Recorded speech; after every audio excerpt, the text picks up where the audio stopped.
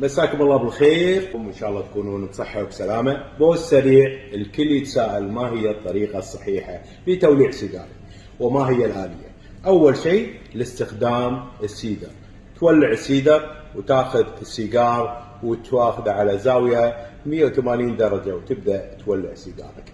الطريقه الثانيه وهي الافضل هي طريقه الكبريت، تشخط الكبريت ونفس الطريقه زاوية 180 درجة وتبدأ تولع سيجارك لغاية ما يولع صح. أما الطريقة الثالثة هي طريقة الفليم، تولع سيجارك وتميل بهالطريقة بحيث أن سيجارك يولع بالكامل ويبين دائري. والطريقة الأخيرة اللي هي الجت تولع سيجارك من الداخل للخارج، من الداخل للخارج لغاية ما يولع بالكامل، وبعدها تنفخ لبرا وتبدأ عملية توليع.